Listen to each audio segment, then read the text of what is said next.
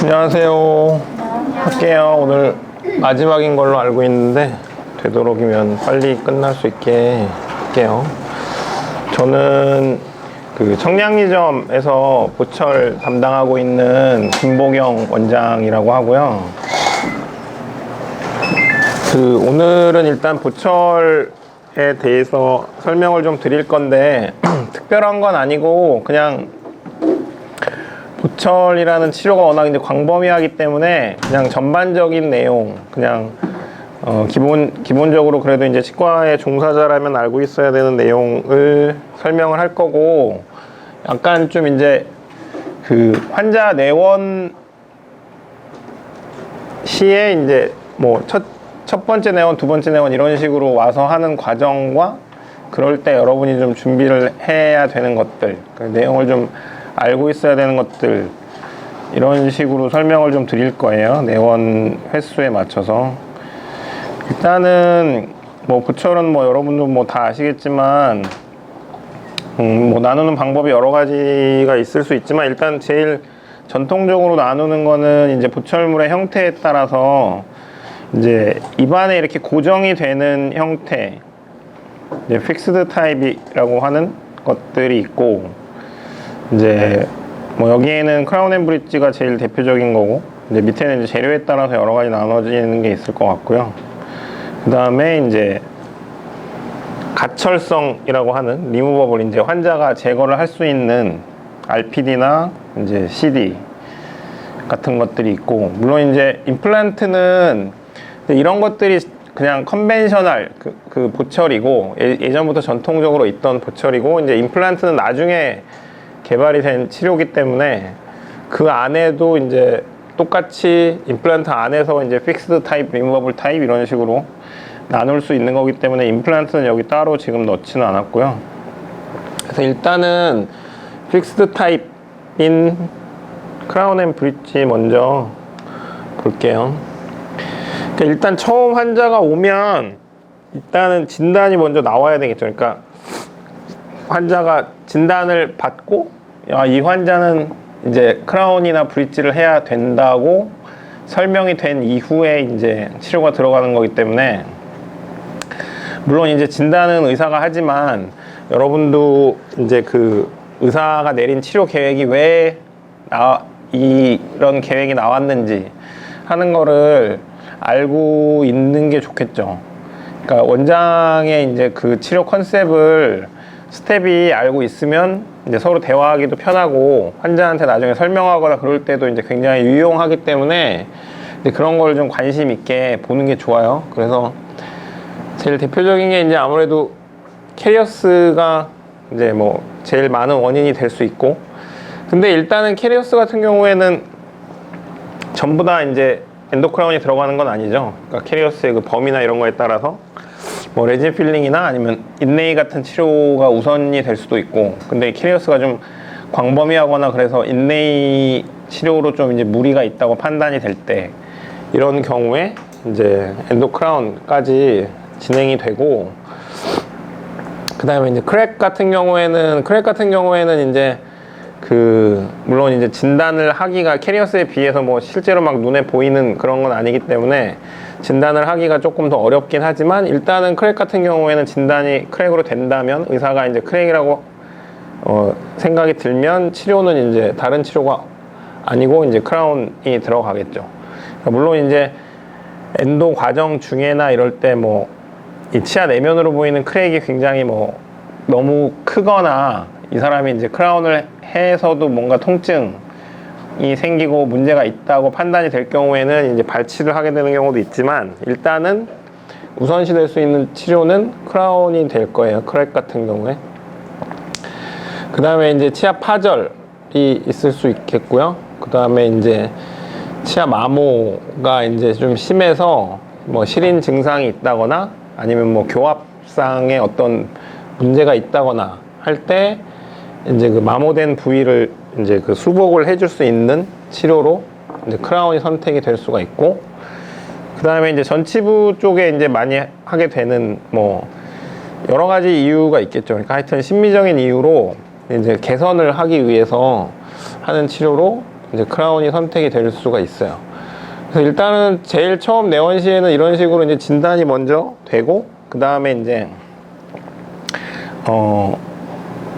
크라운이 선택이 되면 그러니까 근데 우리 지점, 그러니까 우리 지금 연세유 같은 경우에는 물론 이제 다 그런 건 아니지만 이제 뭐 저희 지점 같은 경우에도 이제 보존과 보철이 이제 진료를 같이 하고 있기 때문에 거의 엔도를 하게 되죠. 그러니까 크라운이 만약에 진단이 되면, 근데 원래 이제 뭐 크라운을 해야 되는 경우에 모두 엔도를 해야 되는 거는 아니에요. 예. 근데 이제 대부분 우리 경험상 보면 예전부터 뭐 이제 보철과 의사로서 크라운 치료를 했을 때 이제 그 크라운 치료 이후에 이제 생기는 그런 문제나 이런 걸 생각을 해봤을 때 이제 대부분은 다 엔도를 하고 이제 크라운을 하는 식으로 지금 치료 계획을 잡고 있는 편이고, 이제 뭐 꼭 그렇지는 않은 지점도 있기는 있을 거예요. 그거는 약간 좀 원장의 그런 뭐 컨셉에 따라서 조금 다를 수는 있어요. 그래서 일단은 뭐 엔도를 만약에 했다고 치면 그 다음에 이제 진행되는 과정은 이제 보철 쪽에서 두 번째 과정은 이제 엔도가 끝난 이후에 코어를 하게 되는데, 이제 여기서 이제 나뉠 수가 있겠죠. 그냥 코어만 하는 경우와 포스트를 하고 코어를 하는 경우. 네. 그러니까 물론 이제 이거는 아마 처음 진단을 할 때 이게 거의 결정이 될 거예요. 그러니까 이제 물론 원래는 그러니까 교과서적으로 따지자면 원래 이제 예전에 보철과에서 얘기하는 그 교과서적인 개념으로는 그 치아를 일단 프랩을 해요. 프랩을 해서 일단 크라운을 하기 위해서 프랩을 다 해놓고 해놓고 나니까 이거는 포스트를 해야 되겠다, 그냥 해도 되겠다. 원래는 그게 결정이 되는 게 맞는데, 근데 솔직히 지금 우리 실정상에서는 포스트 같은 경우에 당연히 비용도 더 들어가고 하는 부분이기 때문에 환자한테 당연히 제일 처음에 설명이 다 되는 게 제일 좋겠죠. 그러니까 중간에 뭐 포스트가 추가된다거나 했을 때 환자한테 뭐 설명할 때도 조금 힘들 수 있고 하는 문제들이 있기 때문에 보통은 이제 원장님들이 보면은 이제 치아를 보고 이거는 이제 자기가 이제 생각을 하는 거죠. 프랩을 이렇게 했을 때 치아가 뭐 남는 그런 거를 생각을 해보면 이 치아는 포스트를 해야 될 것 같다. 그러니까 미리 이제 그게 예상이 돼서 치료 계획으로 잡히는 게 대부분이에요. 저희 지점 같은 경우에도 물론 이제 중간에 처음에는 괜찮을 것 같았는데 막상 프랩을 해보니까 이제 포스트가 들어가는 경우도 있긴 하지만 보통은 웬만하면 처음 진단 시에 포스트가 필요한지 안 한지까지 다 판단을 할 수 있게 하고 있는 편이고, 그래서 이제 치질이, 그러니까 이 환자의 그런 이제 치질이 많이 남을 수 있는 경우에는 포스트를 안 하고, 이제 삭제를 했을 때 너무 남는 치질의 양이 적어서 이제 문제가 될 수 있다고 생각되는 경우에는 포스트를 하고 거기에 이제 코어를 하게 되겠죠.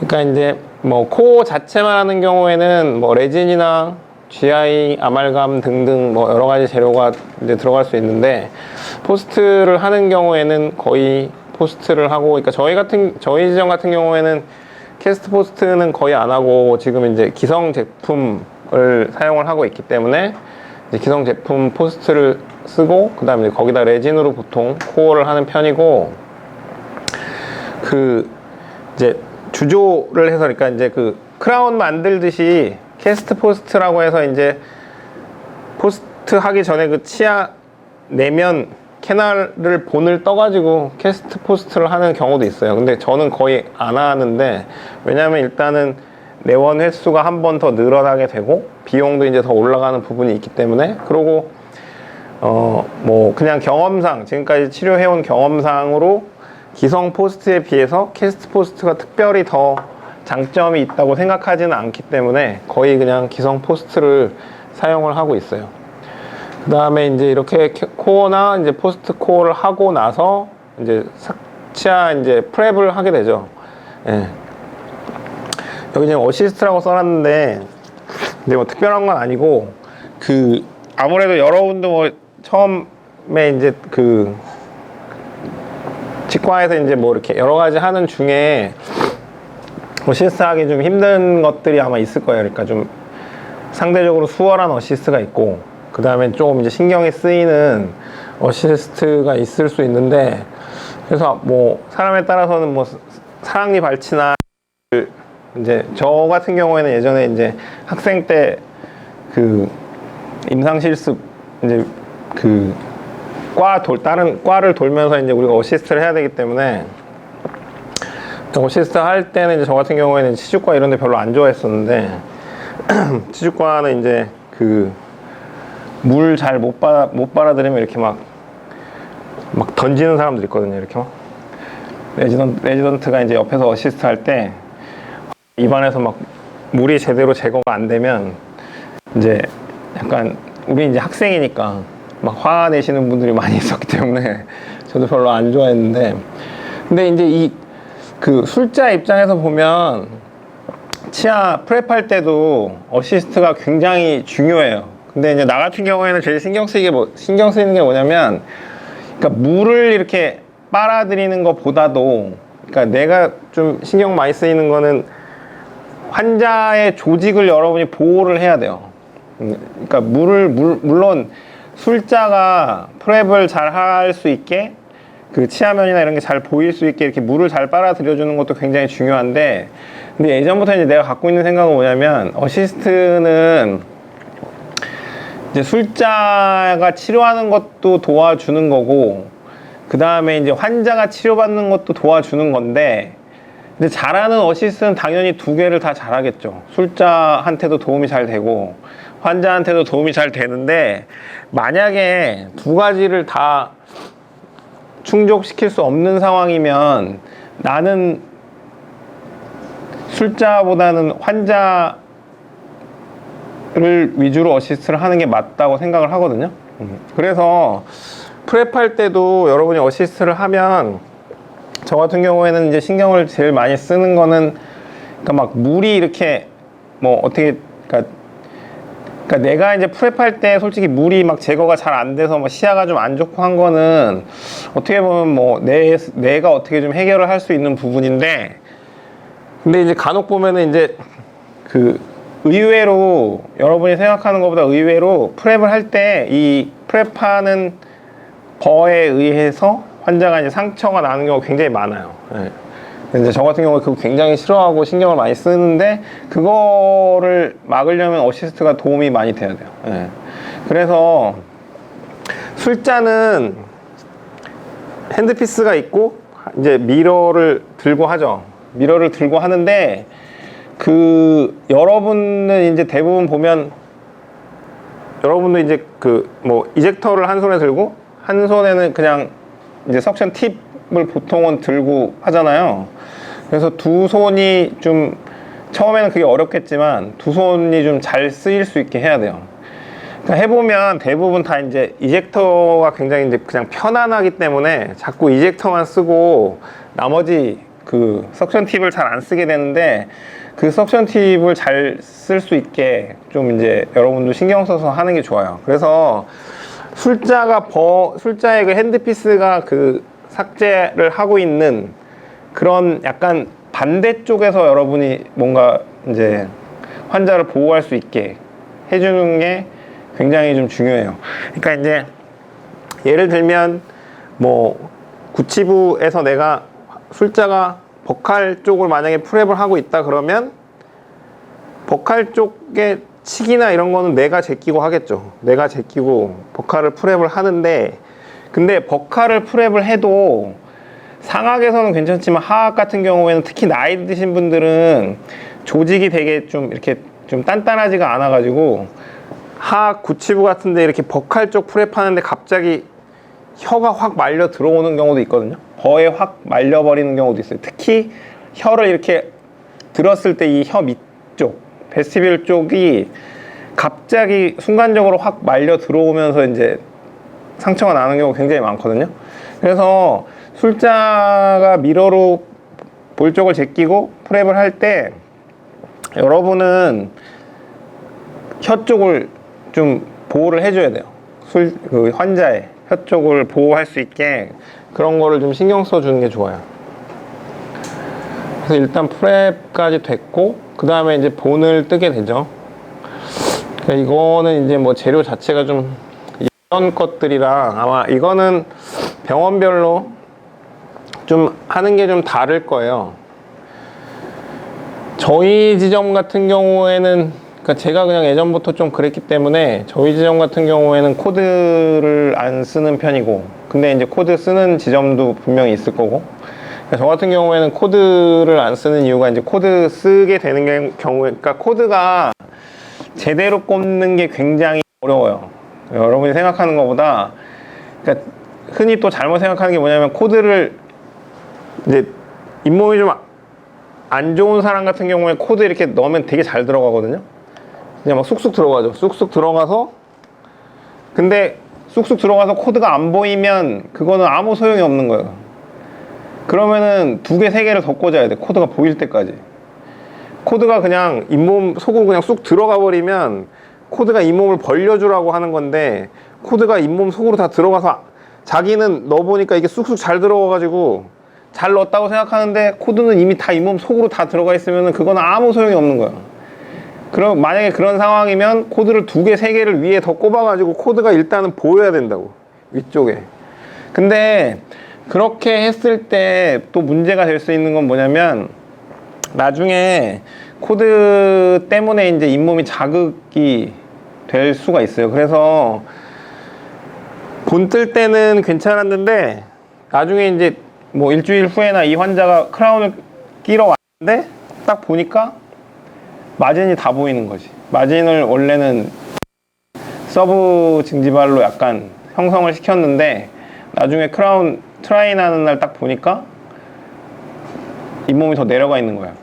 그렇게 되면 마진이 다 보이는 경우도 생길 수 있기 때문에 이제 환자가 좀 싫어할 수도 있겠죠. 그래서 그러니까 저 같은 경우에는 그래서 코드를 잘 안 쓰는 편이기는 해요. 예. 물론 이제 제한적인 경우에 본을, 저희 같은 경우에는 웬만하면, 그러니까 환자도 이제 본 여러 번 뜨는 거 당연히 안 좋아하겠죠. 그래서 이제 뭐 3번 이상 뜨는 경우는 거의 없기는 한데, 하여튼 뭐 특별한 경우가 아니면 코드는 잘 안 쓰는 편이고, 그 대신에 이제 코드 안 쓰는 대신에 이제 뭐 지혈제 같은 건 좀 잘 활용을 해야 될 것 같고, 본 뜰 때 제일 문제가 되는 게 이제 그 출혈이 되는 경우에 잘 안 나오기 때문에 그런 게 문제가 될 수가 있고, 그 다음에 이제 대부분은 뭐 바이트 트레이로 이제 본을 뜨게 되는데, 경우에 따라서는 바이트 트레이가 아니라 파샬 트레이로 본을 뜨는 경우가 있을 수도 있고, 그 다음에 이제 그 교합이나 이런 문제 때문에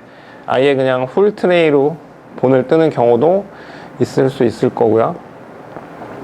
그 다음에 이제 바이트, 이제 기공소에 바이트를 이제 같이 보내야 되기 때문에, 뭐 바이트도 원래 뜨는 재료가 굉장히 여러 가지인데 요새는 아마 거의 실리콘을 사용을 할 거예요. 그냥 간편하게 쓸 수가 있기 때문에 실리콘을 사용을 할 거고. 그래서 이렇게 본을 떴고, 그 다음에 여러분이 이제 그 템포러리 크라운을 만들어 주게 되고, 뭐 템포러리 크라운이 아마 어떻게 보면 여러분이 그 처음 신입으로 이제 들어와서 좀 제일 신경도 많이 쓰이고 뭐 검사도 많이 받고 하는 걸 텐데, 근데 템포러리 크라운은 당연히 하다 보면 다 수준이 비슷해져요. 그렇기 때문에 너무 그렇게 그걸로 이렇게 스트레스 받으실 필요는 없고, 그 대신에 그러니까 저거는 있어요. 그러니까 저도 뭐 예전부터 얘기를 하는 건 뭐냐면, 자기가 이제 템포러리 크라운을 했잖아요. 자기가 템포러리 크라운 하면 그 다음에 왔을 때 한번 볼 수 있으면 좋아요. 자기가 템포러리 크라운 했던 환자가 이제 트라인 하러 뭐 일주일 후나 이렇게 왔을 때 한번, 그러니까 어떻게 좀 이게 시간이 잘 맞으면 자기가 들어가서 그거를 이렇게 한번 상태가 어떤지 한번 보는 게 좋아요. 왜 그러냐면 그 템포러리 크라운이 어떻게 보면 뭐 별거 아닐 수도 있는데, 실제로는 근데 잇몸에는 영향이 많이 있어요. 잇몸에는 영향이 많이 있어서, 그래서 저 같은 경우에도 예전에 이제 그 직원들한테 얘기를 할 때 뭐 다른 거보다도 템포럴 크라운 막 이렇게 모양 막 이쁘게 하는 것도 뭐 좋을 수는 있는데, 그런 거보다도 이제 뭐 좀 얘기를 많이 했던 거는 그 너무 뚱뚱하지 않은 게 좋아요. 그러니까 이제 이 마진보다 두껍게 되는 것보다는 차라리 얇은 게 훨씬 나아요. 그러니까 두껍게 된 경우에는 나중에 한 뭐 1주나 2주 후에 그 템포러리 크라운을 뺄 때 보면 잇몸이 좀 많이 부어서 이제 이렇게 막 피가 나는 그런 상황이 올 가능성이 굉장히 많아요. 예. 그래서 예전부터 얘기했던 게, 차라리 너무 그러니까 딱 맞추면 제일 좋겠지만, 만약에 이제 딱 맞추지 못하고 이제 선택을 한다면 두꺼운 거보다는 차라리 얇은 게 낫다. 그래서 그래서 여러분이 한 번씩 볼 수 있으면 좋아요. 자기가 만든 게 일주일 후에 왔을 때 이제 어떤 상태인가, 그거를 볼 수 있으면 좋고, 그 다음에 이제 그런 경우도 있죠. 중간에 환자가 이제 템포럴 크라운 떨어져서 오는 경우 있죠. 그러니까 그럴 때도 자기가 만든 게 떨어졌으면은 한번 보는 게 좋아요. 그러니까 그게 이제 경험이 될 수 있기 때문에 초반에는 한 번씩 보고, 원인이 굉장히 여러 가지겠죠. 그러니까 교합이 안 맞아서 떨어질 수도 있고, 아니면 뭐 내면이 적합이 안 좋아서 떨어질 수도 있고. 그래서 그런 거를 한번, 만약에 떨어지는 경우가 생기면, 자기가 만든 게 떨어졌으면 그것도 한번 체크를 한번 해보고, 이게 왜 떨어졌을까 한번 생각을 해보는 것도 도움이 많이 될 수 있어요. 그 다음에 이제 요새는 뭐 거의 구치부도 질코니아를 많이 하기 때문에 쉐이드를 여러분이 이제 그 쉐이드 테이킹을 하게 되고, 전치부 같은 경우에는 사진도 찍어서 기공소에 이제 자료를 주게 되고요. 그 다음에 이제 환자가 트라인을 하러 오면 템포럴 크라운을 제거를 하게 되고, 근데 이제 뭐 흔하지는 않은데 예전에 이제 뭐 그런 경우가 굉장히 드물게 있긴 했는데, 그러니까 템포러리 크라운 제거할 때 이제 조금 조심은 해야 돼요.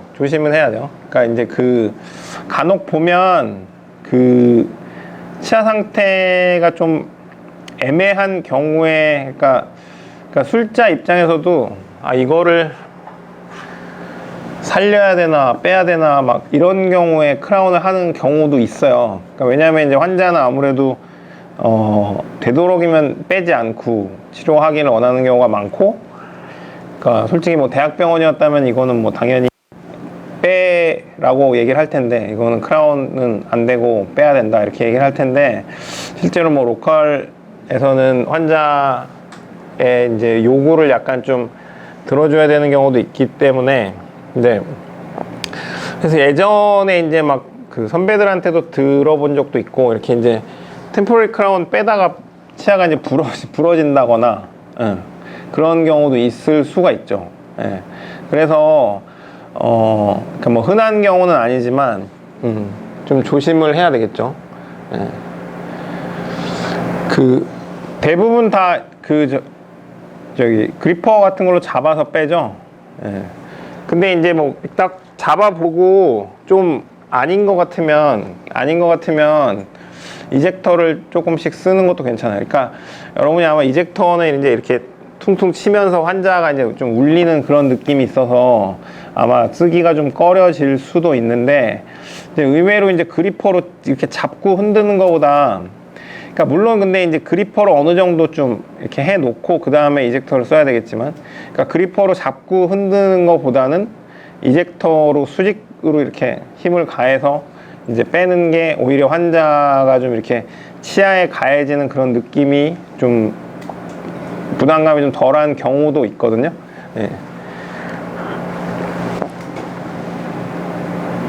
그 다음에 이제 트라인을 하게 되는데, 아마 그러니까 저희 지점 같은 경우에도 트라이는 뭐 저기 어시스트가 하는 건 아니고 제가 다 하고 있고, 아마 대부분 그렇지 않을까 싶은데, 근데 치과들이 근데 트라이를 원래 어시스트 선생님들이 하는 경우도 되게 많아요. 제가 예전부터 듣기로는 어시스트들이 하는 경우도 꽤 있다고 들었어요. 그러니까 저희 같은 경우에는 저희 지점은 이제 트라이를 제가 다 하는데, 트라인을 본인이 하게 되면 이게 쉽지 않죠, 이거.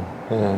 굉장히 신경이 많이 쓰이는 과정이기 때문에 저는 보통 제가 다 하고 있고, 그래도 이제 여러분이 그 과정은 아는 게 좋기 때문에 이제 그 내용만 좀 설명을 드릴게요. 그러니까 저번에 한번 저희 지점에서 이제 요 과정만 따로 해서 세미나를 또 한 적이 있기는 있어요. 왜냐면 저희는 뭐 여기 직원들이 트라이를 하진 않기 때문에 제가 이제 할 때 뭘 하고 있나 그거를 이제 좀 그래도 알아야 되니까. 제일 처음에는 뭐 인전면, 그러니까 프록시말 딱 크라운을 끼워 보고 프록시말에서 뭔가 간섭이 있는지 먼저 체크를 해야 되고, 근데 이제 트라인이 원래 이런 게 되게 좀 뭐라 그럴까, 그러니까 좀 이 손의 감각이나 막 이런 걸로 막 느껴서 이렇게 해야 되는 경우가 되게 많아가지고, 그래서 이제 저 같은 경우에는 굉장히 민감한 과정이라고 생각해서 제가 직접 하는 것도 있긴 있거든요. 이제 인전면 체크를 하고, 그 다음에 이제 뭐 내면은 뭐 핏체커로 체크를 하는데, 솔직히 뭐 핏체커로 체크할 정도로 내면이 뭔가 문제가 있다면 그거는 뭐 거의 리메이크라고 보면 되고, 거의 그래서 저희 지점도 핏체커가 있긴 있는데 거의 안 쓴 적이 없기 때문에 예, 별로 안 쓰는 편이고, 그 다음에 이제 뭐 마진 같은 경우에는 익스플로러나 이런 걸로 판단이 잘 될 수가 있고, 근데 이제 마진이라는 것 자체도 인전면, 내면, 마진은 결국에는 다 하나로 돼 있는 거예요. 그러니까 내면이든 인전면이든 뭔가 문제가 있으면 당연히 마진이 안 맞을 거고, 솔직히 내면, 인전면이 다 딱 맞았는데 마진이 안 맞는 경우는 거의 없어요. 그거는 기공소에서 잘못 만든 거죠. 본이 잘못됐거나 잘못 만든 거기 때문에 요새는 그런 경우는 거의 없다고 보면 되고, 마진이 일단 뭔가 익스플로러가 걸리고 그러면 아, 이거는 인전면이나 내면에 뭔가 문제가 있다. 근데 이런 경우에는 내면에 문제가 있는 경우도 또 거의 없기 때문에 거의 이제 인전면의 문제라고 보고 이제 인전면 조정을 좀 해줘야 되고, 근데 인전면 조정이 굉장히 예민해요. 그러니까 조심해야죠. 왜냐면은 조금만 더 하게 되면 음식물이 끼는 문제가 또 유발이 될 수가 있기 때문에 인전면 조정할 때 굉장히 좀 조심해서 신경을 좀 써서 해야 되는 부분이 있고, 그 다음에 이제 교합 조정을 하게 되죠. 교합지나 심스탁 같은 거 같이 써서 교합 조정을 하게 되고, 그 다음에 이제 교합 조정 다 한 이후에 폴리싱 해서 이제 붙이게 되죠. 이것도 아마 나뉠 텐데, 보통은 이제 그 원래는 뭐 템 세팅을 먼저 하고, 템 세팅하고 그 다음에 이제 환자가 좀 써본 이후에 이제 괜찮으면 이제 파이널 세팅을 하는 게 원래는 보통 알고 있는 과정일 수 있고, 저희 지점 같은 경우에는 템 세팅 안 해요. 템 세팅 안 하고 그냥 바로 거의 뭐 한 95% 이상? 95% 이상은 이제 저희 지점은 파이널 세팅을 하는데, 그건 그냥 저의 이제 컨셉이기 때문에 아마 템 세팅 하는 지점도 많이 있을 거예요. 네. 근데 저 같은 경우에는 템 세팅 왜 안 하냐면, 그러니까 어느 정도 교합 조정을 이제 제가 계속 하면서 교합 조정에 대한 그런 게 좀 있고, 그 다음에 이제 그 아까 같은 게 문제가 될 수 있죠. 그러니까 템 세팅 했던 거 뺄 때 굉장히 어렵지 않아요? 그래서 그런 경우에 또 굉장히 환자가 굉장히 좀 힘들어 할 수 있기 때문에, 저는 뭐 굉장히 긴 브릿지나 이런 게 아니라면 뭐 싱글은 당연히 전혀 안 하고 파이널 세팅을 그냥 하는 편이고요. 파이널 세팅하는 재료, 그러니까 세멘이 여러 가지인데 뭐 폴리카복실레이트 이런 거를 지금 쓰는 데는 거의 없을 거고, 굉장히 예전 재료고, 거의 이제 레진 모디파이드 GI, 요새 이제 뭐 저 오타네요. 후지쌤이나 이제 3M의 릴라이엑스를 거의 많이 쓰고, 그 다음에 요새는 레진세멘 계열로 유니쌤을 거의 쓰는 편이고, 아마 파나비아나 이런 거 쓰는 지점도 있을 거고요. 이것도 약간 그 원장님의 이제 그 원래 자기 손에 익은 것들을 많이 쓰기 때문에 그런 거에 따라서 달라질 수 있고.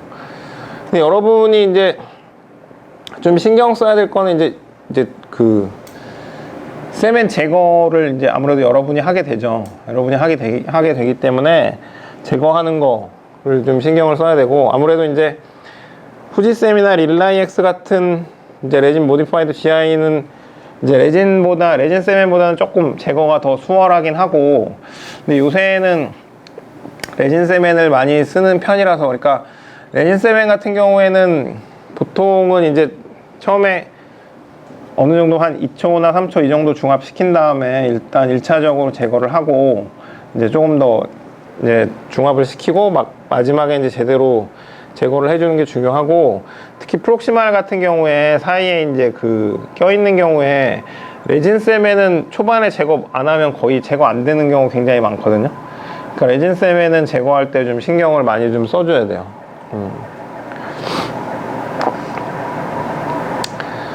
그 다음에 이제 그 덴처 쪽을 설명을 드릴 텐데, 덴처 같은 경우에도, 그러니까 아마 이제 제가 알기로는 저희 그 지점 중에서는 저희가 덴처를 제일 많이 하긴 하고, 덴처를 아마 거의 많이 안 하는 경우도 있을 거예요.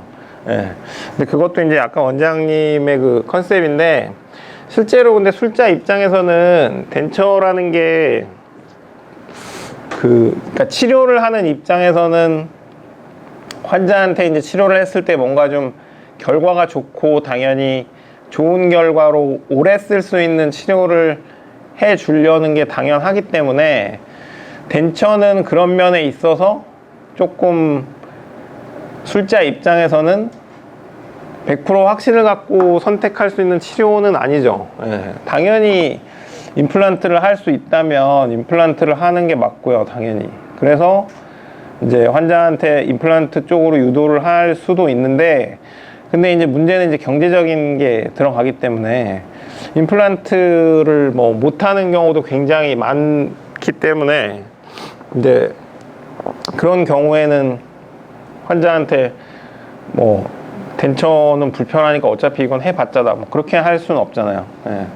또 이제 실제로 근데 덴처를 치료를 해서도 이제 잘 쓰시는, 만족하면서 잘 쓰시는 분들도 많이 있고 하기 때문에 이제 덴처도 저희 점은 좀 많이 하는 편인데, 근데 이제 또 실제로 덴처를 또 많이 안 하는 경우도 굉장히 많죠. 왜냐하면 덴처는 뭐 다른 치료에 비해서 해주고 나서 이제 뒤처리를 해야 되는 경우가 굉장히 많이 있죠. 예. 다른 치료에 비해서 계속적으로 뭐 이제 뭔가 조정을 해줘야 된다든지 하는 경우가 많이 있기 때문에, 이제 치과 의사 입장에서는 덴처를 이제 치료로 선택하는 게 그런 것 때문에 좀 쉽지 않은 경우도 있는 것 같아요.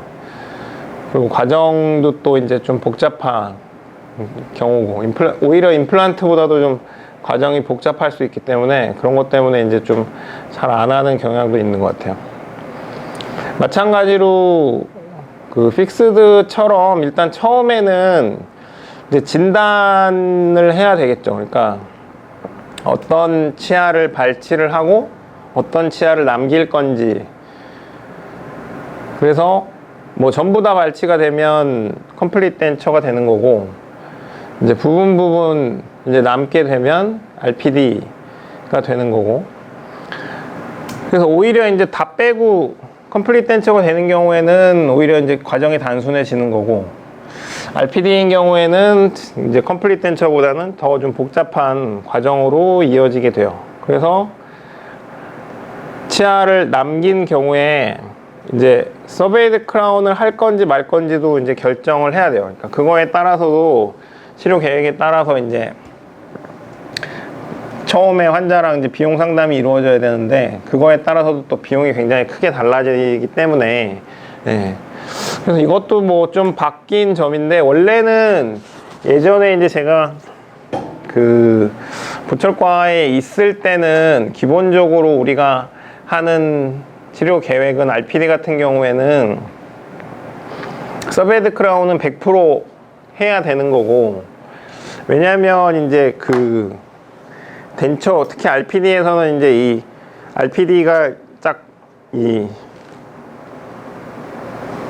환자 입안에 끼워질 때 그 들어가는 길 이게 굉장히 중요하기 때문에 자연치아 상태에서는 그 길을 이제 그 아이디얼하게 만들어 주는 게 거의 불가능하기 때문에 서베이드 크라운이라는 걸 인위적으로 만들어서 그 길을 이제 만들어 주는 거죠. 그 틀니가 이제 딱 끼워지는 길을 만들어 주기 위해서 서베이드 크라운을 하는 거고 그리고 서베이드 크라운도 보통은 할 때 하나만 하는 게 아니라 대부분은 다 묶어서 최소 2개를 묶어서 스플린트를 해요. 왜냐면 이제 서베이드 크라운에 이제 이 클래스프가 걸리기 때문에 계속 뺐다 꼈다 하면서 이제 클래스프에 의해서 치아에 이제 힘이 가기 때문에 크라운 하나만 씌워놓게 되면 크라운이 이제 벗겨진다거나 뭐 이런 문제들이 많이 생기기 때문에 기본적인 컨셉 자체가 최소 2개를 묶어서 이제 서베이드 크라운을 해주는 그런 컨셉이 원래는 예전에 이제 보철과에서 배웠던 방식인데 근데 실제로 이제 나와서 보니까 그렇게 했을 때 이제 비용이 너무 많이 올라가게 되죠. 그러니까 여러분 이제 간단하게 생각을 해봐도 요새 이제 보험 RPD 같은 경우에는 이제 40 몇만 원 이렇게 되잖아요. 40 몇만 원. 이제 65세 이상이신 분들 보험이 되면 하여튼 50만 원이 안 되는 비용으로 틀니를 하게 되는데 서베이드 크라운은 근데 이제 보험이 안 되기 때문에 크라운이 양쪽에 2개씩 해서 4개 들어간다고 하면 크라운이 벌써 200만 원 가까이 100만 원이 훌쩍 넘어가는 상황이 되기 때문에 그렇게 되면 내가 환자라고 생각을 해봐도 치료를 받기가 굉장히 좀 어려울 수 있죠. 그래서 서베이드 크라운을 요새는 거의 안 하는 편이고 그냥 자연치에다가 웬만하면 그냥 환자 자연치에다가 덴처를 거의 많이 하는 편이에요. 네, 특별한 경우가 아니면.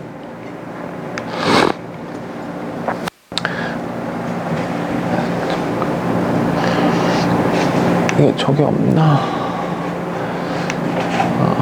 이게 저기 없구나. 그 다음에 여기 잠깐 빠졌는데 여기서 이제 또 결정을 해야 될 부분은 그러니까 이미 다 발치가 돼 있는 경우에는 상관이 없지만 그러니까 발치가 돼 있다는 건 거의 이제 뭐 기존에 틀니를 쓰던 사람이 틀니를 재제작한다거나 하는 경우에 특별히 막 추가적인 발치나 이런 게 필요한 경우가 아니면 상관은 없고 이제 대부분은 근데 이제 새로 처음 이제 발치를 하고 틀니를 하는 경우에는 발치하고 이제 이 틀니가 만들어지기까지는 시간이 꽤 걸리기 때문에 물론 이제 발치하고 나서 발치 부위가 이제 힐링이 되는 것도 기다려야 되고 그리고 이 덴처가 만들어지는 것도 환자가 이제 몇 번을 내원을 해야 제작이 되기 때문에 최소 그래도 2달 이상은 입안에 뭐가 없는 상태로 지내야 되기 때문에 보통은 여기서 이제 템포러리 덴처를 만들게 되죠. 일단은 그 사이에 환자가 쓸 수 있게 임시 덴처, 템포러리 덴처를 만들게 되기 때문에 그거에 대한 과정이 약간 빠졌는데 그래서 그런 게 좀 필요해요. 그래서 그런 것도 치료 계획에 들어가야 되고 마찬가지로 그런 거에 따라서 이제 근데 뭐 환자에 따라서는 템포러리 덴처가 이제 필요 없다고 하는 경우도 있어요. 그러니까 그런 거에 따라서 비용도 달라지는 부분이기 때문에 처음에 이제 상담할 때 같이 좀 충족이 돼야 되는 부분이고 그 다음에 이제 여기서 그러니까 이거는 아마 근데 나중에 좀 여러분이 좀 연차가 좀 올라가게 되면 이제 좀 신경을 써야 될 부분이긴 한데 템포러리 덴처를 만들게 됐을 때 예전에 이제 저희 직원들이 저한테 이제 제일 많이 물어봤던 거는 바이트를 따로 떠야 되냐 말아야 되냐 그거를 이제 제일 많이 물어봤거든요. 그러니까 이제 바이트를 그냥 처음 환자 입안에서 그냥 바이트를 뜨는 경우가 있을 수 있고, 근데 치아가 너무 몇 개 안 남게 되면 환자 입안에서 그냥 바이트를 뜨는 거는 의미가 없기 때문에 기공소에서 이제 바이트를 뜰 수 있는 이 덴처 베이스를 만들어 가지고 왁스가 올라가 있는 베이스를 만들어서 그거를 환자 입안에 끼우고 바이트를 떠야 되거든요. 그러니까 그렇게 되면 환자가 내원이 한 번 더 늘게 되죠. 그러니까 환자한테 처음 설명해 주는 게 달라진단 말이에요. 처음에 그냥 바로 바이트를 뜨게 되면 그 다음에 오면 바로 템포러리 덴처를 끼워줄 수 있는 상황인 거고, 만약에 처음에 바이트를 뜰 수 없고 기공소에서 뭔가 바이트를 뜨기 위한 뭔가를 만들어야 바이트를 뜰 수 있는 경우면 환자가 2번을 와야 템포러리 덴처가 만들어지는 거고. 그러니까 그런 것도 물론 뭐 원장이 판단을 할 수도 있지만 이제 그런 것도 원장이 이제 그 원장한테 물어보면서 아 이런 경우에는 왜 이게 필요하고 이런 경우에는 왜 그냥 뜨는구나, 이제 그런 것도 좀 자꾸 생각을 해보면 여러분한테 좀 도움이 될 수 있어요. 그러니까 치아가 한 3개만 남아 있어도 바이트를 뜰 수 있는 경우가 있고, 막 5-6개 남아 있어도 바이트를 못 뜨고 그 아까 얘기한 이제 덴처 베이스를 만들어야 되는 경우가 있어요. 그러니까 이거는 캐스트로 이거를 그러니까 모델로 만들었을 때 이 모델이 그냥 모델로 딱 물렸을 때 얘가 내가 만약에 그 모델을 딱 물리고 이렇게 딱 손으로 잡았을 때 얘가 막 휘청휘청하지 않고 딱 고정이 될 수 있는가, 그거를 머릿속으로 한번 그려봐야 돼요. 그래서 그게 되는 상황의 치아 상황이면 굳이 한 번 더 내원시키지 않고 처음에 왔을 때 그냥 입안에서 그냥 실리콘을 좀 많이 넓게 좀 짜서 이제 바이트를 뜰 수가 있고, 치아가 여러 개 있어도 막 한 군데 막 몰려 있다든지 해서 이거를 캐스트로 내가 이제 모델로 만들어서 물려본다고 생각을 했을 때 뭔가 다른 게 추가로 있지 않으면 이게 고정이 딱 안 되고 막 그냥 막 움직일 수 있는 상황이다. 그렇게 된다면 추가로 덴처 베이스를 만들어서 왁스를 올려가지고 거기다 바이트를 떠야 되겠죠. 그래서 그런 것도 좀 생각을 해볼 필요가 좀 있고요. 그 다음에 이제 그런 과정이 다 지나고 나서, 그러니까 뭐 발치 부위 힐링도 다 지나고 나서 이제 파이널 임프레션 뜨게 되는데, 이 리무버블, 그러니까 덴처는 파이널 임프레션 뜰 때 인디비듀얼 트레이, 그러니까 이 환자에 맞는 트레이를, 환자 입안에 맞는 트레이를 만들어서 하는 게 굉장히 중요해요. 그러니까 이 덴처는 거의 이 파이널 임프레션이 거의 그 치료의 성패를 거의 결정짓는 굉장히 중요한 과정이고, 그냥 일반적으로 우리가 쓰는 그 스톡 트레이, 그러니까 기성품으로는 덴처4는 절대 뜰 수 없어요. 그러니까 기성품으로는 덴처, 그러니까 그런 분들이 굉장히 많은 걸로 아는데, 그러니까 뭐 일반 치과 의사분들 중에도 인디비듀얼 트레이 굳이 만들지 않고 이제 스톡 트레이 같은 거 써서도, 물론 이제 뭐 인상제를 굉장히 많이 올려가지고 뜨면 어느 정도 나올 수는 있는데, 근데 실제로 인디비듀얼 트레이 만든 거랑 퀄리티가 굉장히 차이가 많이 나기 때문에 웬만하면 이제 인디비듀얼 트레이를, 그러니까 인디비듀얼 트레이를 만들려면 처음에 일단은 알지네이트로 뜬 본이 있어야 되겠죠. 처음 내원 시에 환자의 그 구강 상태를 알지네이트로 일단 떠서 이제 옐로스톤 모델 만들어 놓고 거기다가 이제 인디비듀얼 트레이를 만들게 되고, 그래서 저희 지점 같은 경우에는 그래서 저희 그 담당 직원이 지금 인디비듀얼 트레이를 만들고 있고, 그래서 인디비듀얼 트레이 만들기 전에 이제 디자인을 어느 정도 해서 저한테 한번 보여주고 제가 이제 체크를 한 다음에 이제 인디비듀얼 트레이를 병원에서 지금은 만들고 있어요. 네. 그 다음에 그 아까 말씀드린 것처럼 컴플릿 덴처는 뭐 디자인할 게 없기 때문에 이제 본 뜨면 이제 그 다음부터는 그냥 이 과정이 특별한 건 없고, RPD 같은 경우에는 이제 본을 뜬 다음에 기공소로 갈 때 이제 원장이 디자인을 해야 되겠죠. 그러니까 기공소에 RPD에 이제 이 메탈 프레임이 부속품이 뭐뭐가 들어가야 된다, 이제 이거를 요구를 해서 이제 그거에 맞춰서 제작을 하는 거기 때문에 이제 본 뜬 다음에 RPD는 이 과정에서 원장이 이제 RPD 디자인을 이제 여러분이 받아 놔야 돼요. 원장한테 어떤 디자인으로 할 건지 그걸 받아서 기공소에 그거를 전달을 해줘야 되고, 그 다음에 이제 그 틀니를 만들려면 이제 바이트를 체득을 해야 되는데 RPD 같은 경우에는 이제 이 과정에서 아까 디자인된 메탈 프레임이 나올 거고, 메탈 프레임에 왁스림이 올라간 게 이제 오면 환자 입안에서 맞춰 보면서 바이트를 체득을 하면 되고, CD 같은 경우에도 이제 뭐 그냥 레진 베이스로 하는 경우도 있지만 이제 저희는 이제 지금 거의 메탈을 쓰고 있기 때문에 안에 이제 메탈이 들어간 그런 덴처 베이스에 왁스림이 올려진 채로 오게 되면 이제 환자 입안에서 바이트를 뜨게 되죠. 그 다음에 아까 이제 뭐 크라운 브릿지에 나왔던 것처럼 실제로도 덴처에서도 원래는 쉐이드 테이킹을 해요. 원래는. 그러니까 이제 환자가 요구하는 경우도 있고, 근데 이제 쉐이드가 많지는 않아요. 많지는 않은데 이제 뭐 대부분 뭐 또 그 레진 치아 사용하는 회사에 따라서 좀 다르긴 하지만 그래도 한 서너 가지 정도의 쉐이드가 있기 때문에 그거로 이제 쉐이드를 결정을 보통은 하고, 그 다음에 이제 레진 치아도 형태가 조금씩 다른 것들이 조금 있어요. 그래서 근데 뭐 그거를 이렇게 막 특별히 막 매번 선택하지는 않는데 환자에 따라서 약간 좀 이제 그 뭐 이렇게 좀 건장한 남성분이라거나 아니면 좀 약간 좀 왜소한 여성분이라거나 이런 거에 따라서 치아 크기도 약간 달라지고 하는 부분이 있기 때문에, 네, 그거에 따라서 치아 이제 레진 치아 형태도 약간 선택을 하게 돼요. 그러니까 이거는 뭐 대부분 RPD보다는 CD에서 이제 더 이제 신경을 써야 되는 부분이겠죠.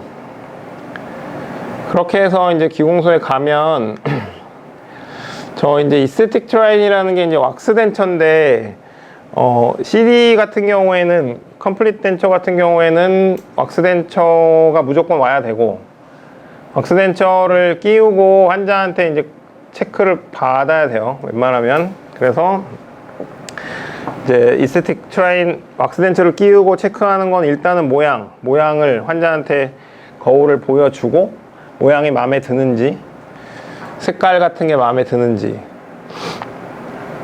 그리고 이제 그 과정에서 컴플릿 덴처 같은 경우에는 이제 그 뭐 침 삼키거나 하는 것들이 좀 원활하게 이루어지는지, 혹시 뭐 이제 환자가 침 삼키거나 할 때 문제가 없는지 해서 그 과정에서 수정할 것들이 또 생길 수가 있어요. 그 치아 형태나 아니면 색깔이나 뭐 이런 것들. 그래서 이제 수정하는 과정이 있을 수 있고, RPD는 왁스 덴처를 하는 경우도 있고 안 하는 경우도 있고, 그러니까 이제 그거는 그 RPD의 이 범위가 어느 정도 되느냐에 따라 달라지는 건데, 그냥 뭐 구치부만 있는 뭐 RPD 같은 경우에는 왁스 덴처를 굳이 할 필요가 없겠죠. 그러니까 내원만 한 번 더 늘어나는 거기 때문에 굳이 왁스 덴처 하지 않고 그냥 바로 아까 바이트 뜬 다음에 그 다음에 그냥 바로 완성을 하게 되고, 범위가 막 이렇게 전치부까지 막 포함이 된다거나 하는 경우에, 그런 경우에는 CD 컴플릿 덴처랑 거의 똑같은 개념으로 시적을 한번 하게 돼요. 왁스 덴처를 만들어 와서 시적을 한번 하게 되고, 그래서 체크하는 것도 마찬가지, 체크하는 것도 컴플릿 덴처랑 마찬가지로 이제 치아의 뭐 형태나 색깔 같은 거 체크하고, 그 다음에 이제 뭐 침 삼켜보고 하는 것들, 그런 것들 체크하게 되고, 그 다음에 이제 완성이 되면 이제 딜리버리를 하게 되고, 그러니까 여러분이 이제 그 과정에서 환자한테 이제 그 뭐 교합 조정이나 이런 거 다 되고 나서 이제 여러분이 이제 주의사항 같은 거를 여러분이 전달해야 되는 경우가 되게 많이 있죠. 그래서 지금 아마 각 지점별로 그 뭐 이렇게 유인물 같은 게 돼 있을 수도 있고, 아니면 뭐 파워포인트나 뭐 이렇게 화면으로 보여주는 경우가 있을 수도 있고, 그 뭐 굉장히 많죠. 주의사항이 뭐 수술 후 주의사항도 있고, 뭐 발치 후 주의사항, 임플란트 후 주의사항도 있고 막 굉장히 많은데, 여러분들이 그런 거를 그냥 이렇게 보고 막 외우려고 하지 말고, 그게 이제 그 항목이 왜 있는지 그런 거를 한번 생각을 해보는 게 좋아요. 그래서 주의사항 전달을 할 때도 환자에 따라서는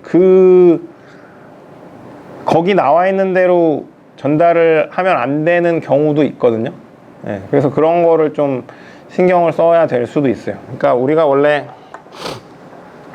덴처 같은 경우에는 제일 뭐 흔하게 하는 것들은 일단은 처음에 그러니까 처음 쓰시는 분들 같은 경우에는 이제 당연히 이제 딜리버리 하면서 어디 아픈 데 없는지 당연히 체크를 하게 되고 어느 정도 조정을 하지만, 실제로 음식을 먹어보면 이제 다르죠. 실제로 환자가 음식을 먹어봐야 정확히 알 수 있기 때문에, 이제 음식을 드셔보신 후에 뭔가 이제 아픈 데가 생기면 병원에 와서 조정을 해야 된다 하는 게 이제 제일 이제 첫 번째일 거고, 그 다음에 이제 덴처 관리할 때 이제 닦을 때 이제 치약을 쓰지 말아라 하는 건 뭐 여러분도 굉장히 잘 알고 있을 거고, 근데 이제 간혹 그런 경우가 있어요. 그러니까 치약을 쓰면은 근데 안 되는 이유는 알고 있죠. 치약에 마모제가 들어가 있기 때문에, 마모제가 들어가 있어서 치약으로 이제 덴처를 닦게 되면 이제 마모가 굉장히, 이제 치아보다 당연히 약한 거기 때문에 레진은 마모가 굉장히 많이 돼서 이제 덴처가 나중에 이제 막 좀 손상이 가는 게 생기기 때문에 이제 치약으로 닦지 말라고 하는데, 치약으로, 그러니까 저 같은 경우는 근데 그렇게 설명하는 경우도 있어요. 가끔 한 번씩은 치약으로 닦으라고.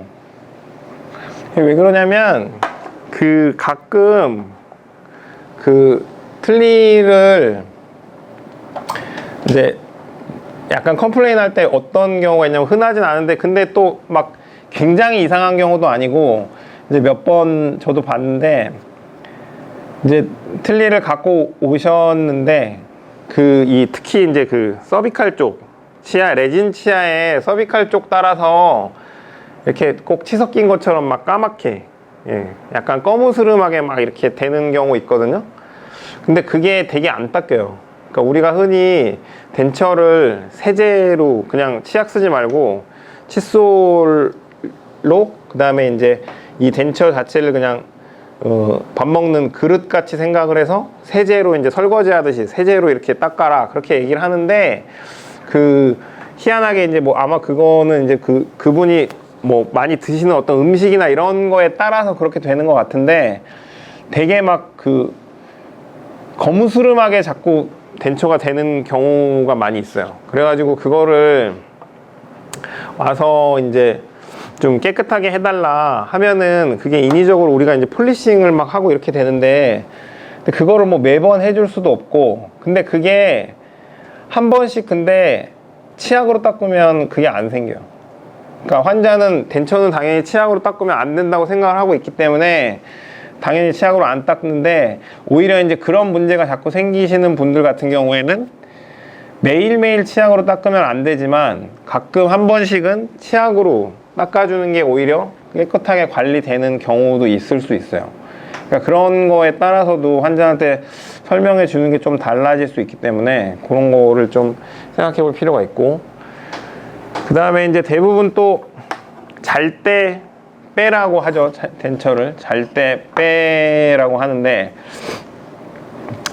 근데 그것도 이제 좀 경우에 따라서는 이제 나 같은 경우에도 그 환자의 상태에 따라서 이제 좀 다르게 설명하는 경우도 있는데, 그 환자가 덴처를 빼야 되는 이유는 그 잘 때랑 상관없이, 그러니까 잘 때가 중요한 게 아니고 하루 종일 덴처를 끼고 있으면 잇몸이 굉장히 문제가 생길 수 있기 때문에, 잇몸이 굉장히 피곤해지면서 좀 안 좋은 영향이 갈 수 있기 때문에, 그래도 하루에 한 7, 8시간을 빼주는 게 잇몸 건강을 위해서 좋기 때문에 이제 그렇게 얘기를 하는 건데, 근데 솔직히 낮에 막 자기 일하고 그럴 때 덴처를 빼고 있기는 어렵기 때문에 보통은 잘 때 이제 대충 시간이, 잘 때가 이제 어느 정도 한 7, 8시간 이렇게 시간이 맞기 때문에 그 시간에 이거를 빼라고 설명을 드리는 경우인데, 근데 이제 간혹 그런 경우가 있어요. 물론 이것도 뭐 흔하지는 않지만, 그 환자가 이 치아 남은 상태가 덴처를 예를 들면 그런 거죠. 그러니까 아래쪽 전치만 남아 있다거나, 아니면 뭐 위에 쪽 전치만 남아 있다거나, 이런 식인 경우에 덴처를 만약에 이 사람이 안 끼면 자는 동안에 계속 잇몸을 물게 되는 경우가 있을 수 있어요. 그러니까 반대쪽에는 치아가 없고 그냥 잇몸만 있는 상태고, 만약에 뭐 하악 전치만 남아 있는 환자의 경우에 잘 때 틀니를 안 끼면 그냥 계속 이 하악 전치가 이 상악 잇몸 부위를 계속 접촉하고 있는 그런 경우가 되는 경우도 있거든요.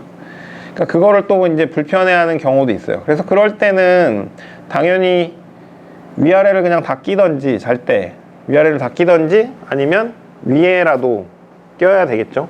아래 남아있는 치아에 위에 잇몸이 손상이 되지 않도록 위에를 끼고, 그 대신에 잘 때 그렇게 꼈으면 낮에 빼야 되겠죠. 낮에 어느 정도 또 빼야 되는 시간을 만들어 줘야 되니까, 그래서 그거를 뭐 유도리 있게 환자한테 설명을 해야 되겠죠.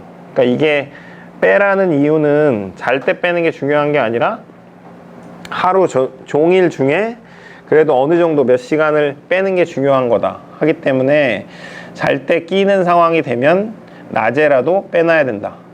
그렇게 해서 환자가 이해할 수 있게 설명해 주는 게 중요해요. 그래서 나중에 뭐 꼭 덴처가 아니고 여러분들 뭐 이제 임플란트 주의사항이나 발치 주의사항 등등 나중에 한번 병원에 다시 돌아가 보면 굉장히 그런 게 많을 텐데, 한 번씩 보시고 거기서 뭐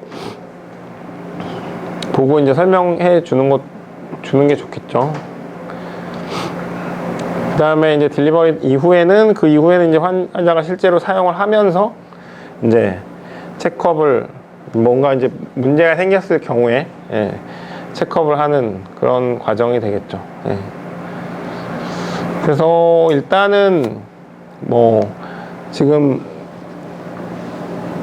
보철 그냥 전반적인 거를 한번 내원 그 날에 따른 그걸로 나눠서 설명을 드렸으니까, 나중에 한번 그 실제 그러니까 지점마다 약간씩 차이는 있을 수는 있어요. 원장님들마다 좀 스타일이 달라서 좀 차이는 있을 수는 있는데, 한번 그런 거를 좀 주의 깊게 생각을 해보면서 보시면 나중에 이제 더 이해가 좀 잘 될 거예요. 다른 때보다는 그래도 빨리 끝난 것 같아요. 고생들 많이 하셨고, 오늘 마지막 날인데 3주 동안 놀지도 못하고 금요일날 오셔가지고 공부하시느라고 고생 많이 하셨어요. 아마 수료식을 하시고 가시면 될 것 같아요, 이제.